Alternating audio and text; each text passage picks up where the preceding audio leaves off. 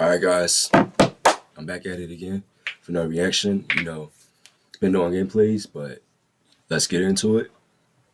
And hope you guys had a good day so far. And let's get it.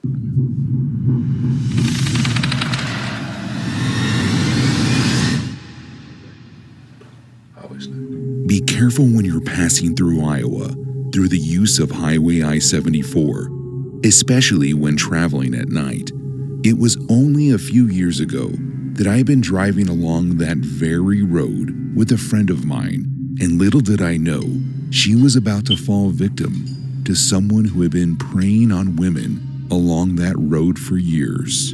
You see, Andre and I had been driving back from a wedding for one of our friends. We had spent a few days in the town where the ceremony was held, and it was finally time to head home. It was about a 14-hour drive from our apartment, so we left the hotel at around 8 in the morning, but due to traffic and multiple bathroom stops, we were still driving well into the evening. It was around 11 p.m. We were driving along I-74, and at this point, we were only about an hour and a half from our destination. As we were driving along, we noticed a car parked alongside the road, and my first thought was what everyone else's would have been. It's a cop.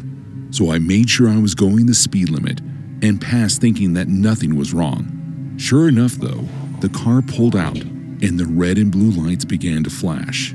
So I complied with the stop, and right away I noticed that it's an unmarked car. That should have been my first red flag. The officer came up to the window and went through the basics. Do you know why I pulled you over? And whatnot. But before I could even give the officer my license, he began to open my car door. He claimed to smell marijuana in the car, which I knew was crazy because it was a rental. This, of course, led him to search us, which I had no problem with, but I noticed that he was being more handsy with Andrea than he had been with me. But I didn't say anything. I figured me and her could talk about it in the car and possibly notify the office. But that was when the situation went from bad to worse. No, that's just weird, though. You already know, and besides, you can't check your vehicle without any signs of anything. So if there's no signs of nothing, you can't even check it. So that's all I gotta say. The officer claimed to have found a small bag of what he said was methamphetamines on Andrea. She was immediately in tears, saying that it wasn't hers, but he wouldn't listen to either of us. He put Andrea into handcuffs and told me that I can contact the station about her situation after she was booked. I knew it wasn't hers because Andrea was 100% straight-edge person. No drugs or alcohol. She said it made her feel too weird. But what were we supposed to do? It was a cop. So I finished the 2-hour drive home by myself and tried to wrap my mind around the situation. Something didn't sit right with me, and I wish I had been smart enough to call the police station sooner than I did. But after someone online told me that undercover officers aren't supposed to act that way that officer did, I decided to call the station, and it was at that moment that my worst nightmare had been realized. The person who answered my call let me know that Andrea had never been brought in, and then once he asked around, he discovered that they had no undercovers in that area that night. A missing person report went out, and just under 2 weeks later, authorities found Andrea's body. She had been found laying face down in a ditch along I-74. She was the first of 8 women who went missing in that area under similar circumstances. Of those 8 women, only 4 of their bodies had been found. All had severe bruising and were killed with single gunshot wounds to the back of the head. That's why you gotta be careful. I don't drive much since the accident, but when I do, I make sure not to go anywhere near a 3-lane highway. It was September of 2004, and I had been driving in the middle lane with my family. I was driving, my wife was sitting beside me, and our 2 daughters were in their car seats in the back.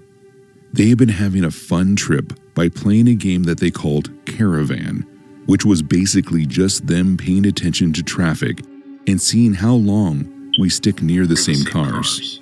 The only car that had been with us for more than 5 minutes of the drive was this red van that was behind us. You know automatically when it's a van that it's suspicious. Like not every van is suspicious, but like it be the ones without the windows that you gotta watch out for. It be the ones. Especially if they follow you, yeah, you know something's up. You know what I mean? It's the ones like it been following them for more than 5 minutes. Like, come on now. You should already know what's going on. Something I normally wouldn't care to remember, but after what happened, it's something I will never forget. You see, out of nowhere, my entire life changed. Something happened to our car, and it began to make a popping noise for about 2 seconds, and then just stopped running. I have never seen this happen. It was like everything in the car seized up. We were in the middle of a highway, with lanes on both sides of us, literally nowhere to go. Even if we had somewhere, there was no time to react. Remember the red van? I sure do. They mustn't have had time to react because they slammed right into our car, going at least 50 miles an hour. We were all shaken by the impact. And if that had been the end of the incident, overall we would have been fine. However, life doesn't always work like that. The impact from the van pushed our car forward and to the right, which meant half of it was in another lane that had traffic that was still moving.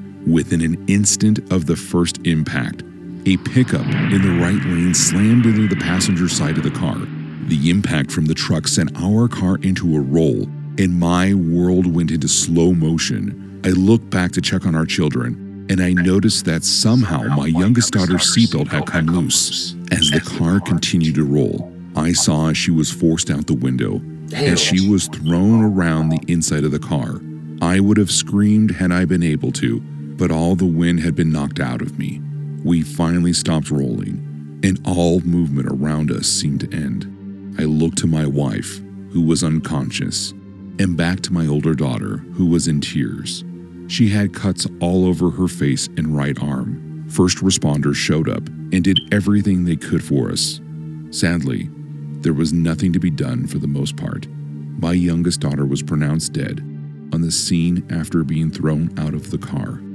The rest of us made it to the hospital, but I was the only one to make it out. My oldest daughter fought the best she could, but due to internal bleeding, she passed away 2 hours after making it to the hospital.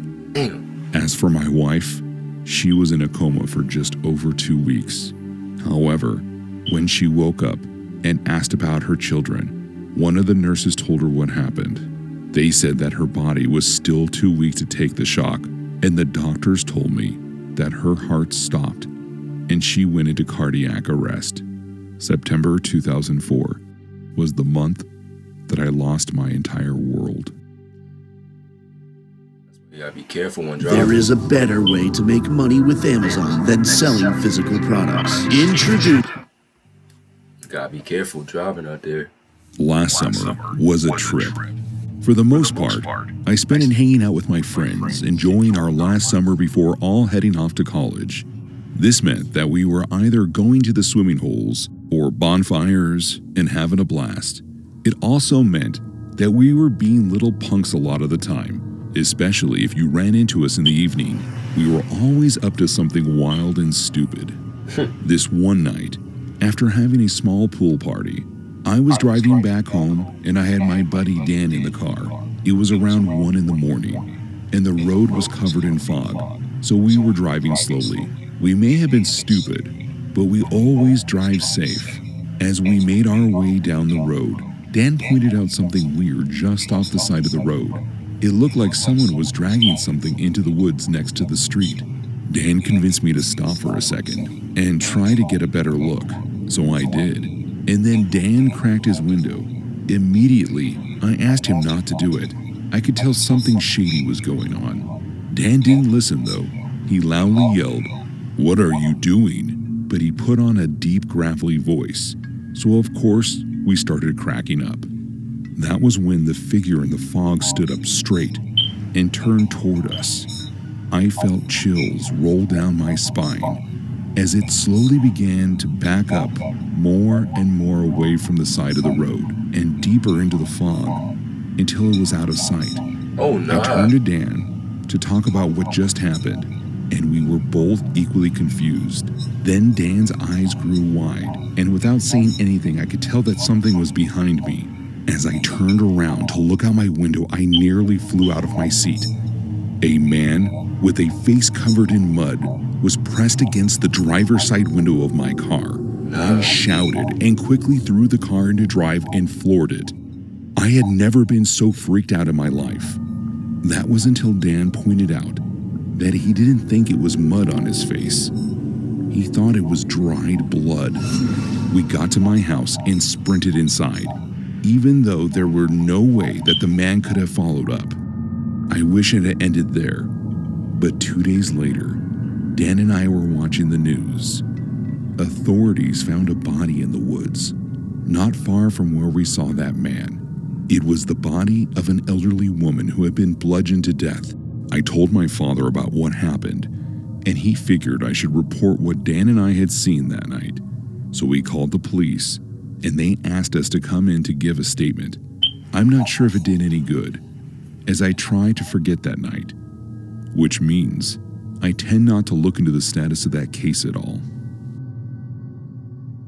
That's why y'all gotta be careful everywhere y'all go, especially on the highways. Y'all gotta be careful.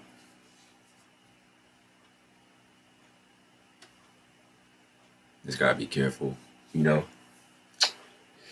especially when driving. Anyway, I've been making a lot of videos lately, been busy, so you already know the drill. Smash that like button. Also, stay tuned for more and subscribe. More videos coming out, so peace out, stay safe, keep it cool, keep it classy. Peace.